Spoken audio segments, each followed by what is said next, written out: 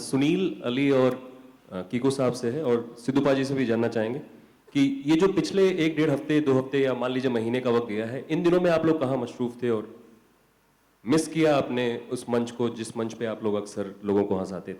आप चारों प्लीज बोलिएगा। दाढ़ी कैसी होती है पता चला इन दिनों, क्योंकि हर हफ्ते शेव करते थे हम लोग।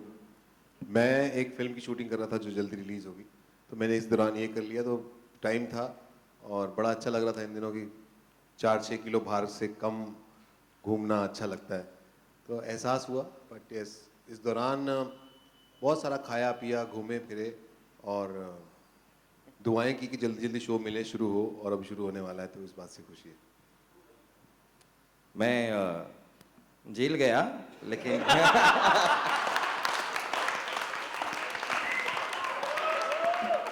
लेकिन लकीली बहुत ज़्यादा वक्त वहाँ पे नहीं बिताना पड़ा, तो फिर मैंने भी एक फिल्म की शूटिंग की जो मई जून में रिलीज होगी। बस जेल में खाना अच्छा था एक्चुअली, अब था जो था वो था। हेलो कपिल जी,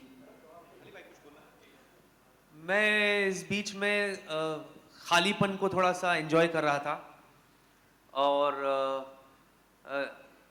अगले शो की तैयारी एट द सेम टाइम इसी नेटवर्क की एक और सीरियल है वो कर रहा था बस।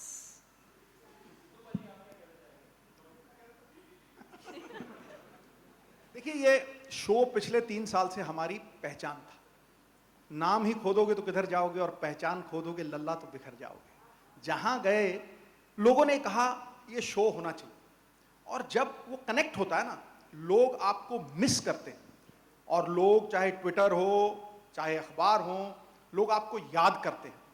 वो जो एब्सेंस है वो मुझे लगता है खलती, और कहीं ना कहीं जब कोई चीज़ खो जाती है ना, तो उसकी वक़्त, उसकी वैल्यू और भी बढ़ जाती है। दुनिया जैसे कहते हैं जादू का खिलौना है, मिल जाए तो मिट्टी है, खो जाए तो सोना है। तो मिस तो बहुत किया गुरु, बहुत मिस किया, और अब जब वापस आए हैं तो मुझे लगता है कि ये बड़ा चैलेंज, ये बड़ी चुनौती। नाम बनाना आसान है, लेकिन नाम को बरकरार रखना बड़ा मुश्किल है। तो मैं कपिल की दाद इसलिए देता हूं और इन सब की दाद इसलिए देता हूं कि इन्होंने ना सिर्फ नाम बनाया है, लेकिन नाम को बरकरार भी रखा है। आपने कहा इस शो को मिस किया। ये शो हमारी इबादत है बॉस, इबादत। इबादत नहीं है सिर्फ माला को घुमा देना, इबादत है किसी भूखे को रोटी खिला देना, किसी रोते हुए को हंसा देना, किसी उजड़े हुए को बसा देना। तो दोस्त, अपनी इबादत को तो मिस करोगे। मैं एक छोटा सा उदाहरण देता हूं। जब ये शो कर रहे थे तो टाटा मेमोरियल हॉस्पिटल, मैं ये बताना चाहता हूं कि इसका मैग्नीट्यूड क्या है, आप किस हद तक इस इबादत में रिमे हुए। तो टाटा मेमोरियल कैंसर हॉस्पिटल से एक फोन आया डॉक्टर साहब का कि एक बुजुर्ग औरत है, वो आपसे मिलना चाहती है। तो मैं एक दिन पहले आ गया था, मैंने कहा जी मैं जरूर आऊंगा। तो गए वहां, तो मुस्लिम मोहतरमा थी, मैं उनका नाम नहीं लूंगा, आखिरी कगार पे थी। तो बेड टिल्ट किया हुआ था और कॉमेडी नाइट से कपिल देख रही थी। तो मैं गया, मैंने पाँव छुए, तो देखा तो रोने लगी। मैंने कहा जी आपने किस तरह से याद किया?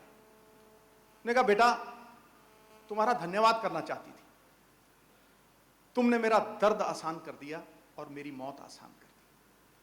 अब आप सोचिए किस कदर तक ये शो लोगों को असर करता है, किस कदर तक ये दुनिया का एक अहम हिस्सा है। हिंदुस्तान को इस शो की आदत थी, और ये कोई बुरी आदत नहीं थी। There is no permanent name and fame than the endeavor to give happiness to mankind. इस दुनिया में इतनी स्ट्राइफ है दोस्त, इतनी कंट्रोवर्सीज हैं, इतनी करप्शन है, लोगों को घिन आती है, और उस सारे कीचड़ में कमल का फूल खिला हुआ है जो लोगों को खुशी बांटता है। जिसके लिए ये सारा तमाशा है दोस्तों, उस शख्स के लिए मेरा ये दावा है दोस्तों, जो कह कहों से करता है हर दुख दर्द का इलाज। वो मस्करा नहीं है, मसीहा है दोस्तों, मसीहा। Thank you very much. Thank you. Kapil apart